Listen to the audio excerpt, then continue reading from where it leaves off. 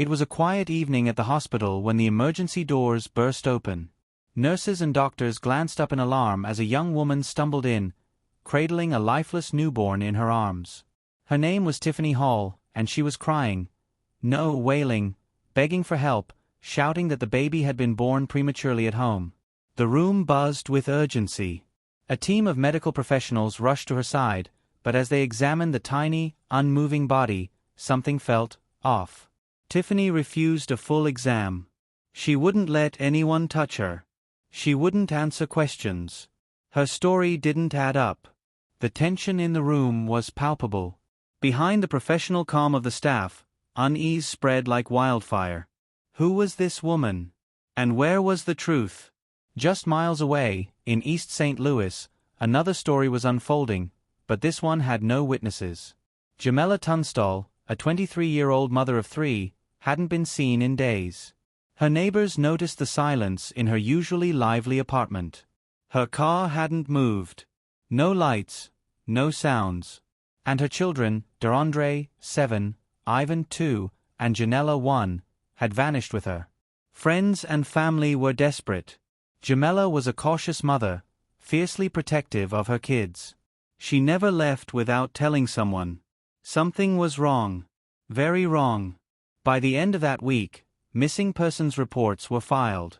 But no one suspected the connection between the frantic woman at the hospital and the quiet disappearance of a young mother and her children. Not yet. To understand what happened, you have to go back, years back. Tiffany Hall and Jamela Tunstall weren't strangers. They were best friends. Soul sisters. Girls who had grown up together in the same rough neighborhood. Both had survived turbulent childhoods. Both had become mothers at 16. They clung to each other like lifelines, helping each other stay afloat. To outsiders, their bond was inspiring. But underneath the surface, it was complex, twisted even.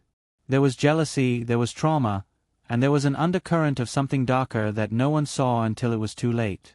Jamela had worked hard to stabilize her life.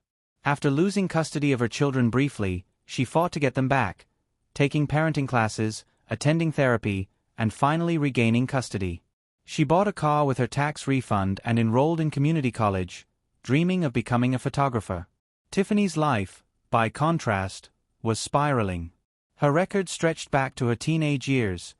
Fights, delinquency, even arson.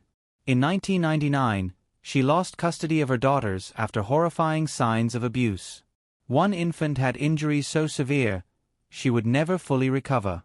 But somehow, Tiffany always seemed to slide through the cracks. In 2002, the charges were dropped. Her daughters were returned.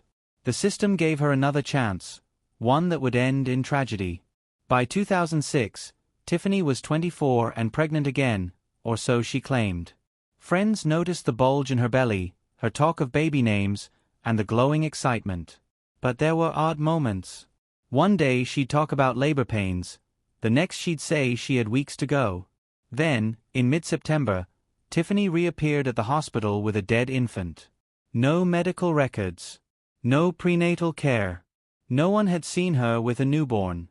Her refusal of an examination only raised more red flags. Authorities were baffled. And suspicious.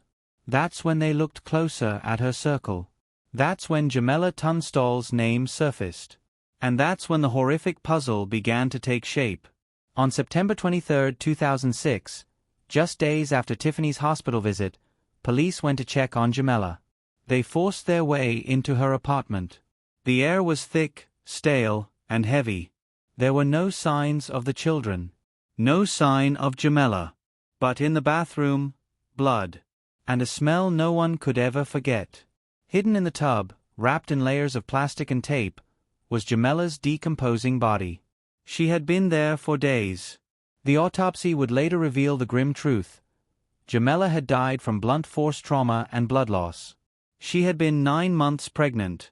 The pieces started to fall into place. Tiffany had faked a pregnancy. And when she couldn't keep up the lie any longer, she decided to take what she wanted, by force. She had gone to Jamela's apartment. They drank. They laughed. At some point, Tiffany drugged her friend. She then used household tools to cut Jamela open and remove the unborn baby, a living, breathing infant girl. She murdered her childhood best friend to steal her baby. The horror didn't stop there. Tiffany didn't know what to do next. She couldn't risk anyone finding out. The baby girl, Jamela's daughter, died shortly after being taken. Some say it was from blood loss, others from neglect. That's the infant Tiffany brought to the hospital. But where were Jamela's children? That question haunted detectives. Days turned into a week. Then 2. Then a break. Following a tip from a family member, police were led to Washington Park Cemetery, a place of quiet graves and empty silence.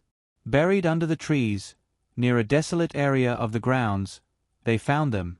Deandre, Ivan, and Jamela. All 3 were dead. All 3 drowned. Tiffany confessed to taking them one by one into a bathtub and holding them underwater. She told investigators she did it so they wouldn't have to grow up without their mother.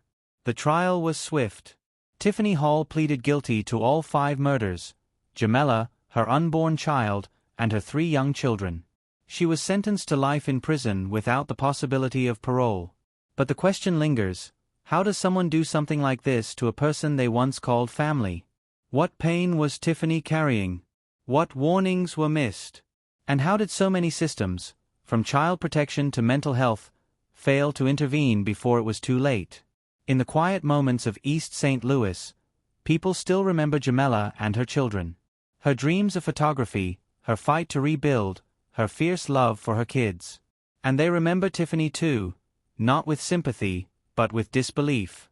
This story is not just about murder. It's about betrayal at the deepest level, a twisted collision of trauma, jealousy, mental illness, and unhealed wounds. It's a cautionary tale of what happens when broken people fall through the cracks, and take others with them.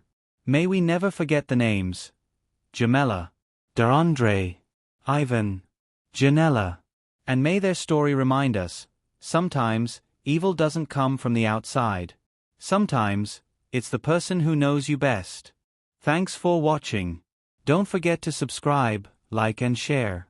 See you on the next episode.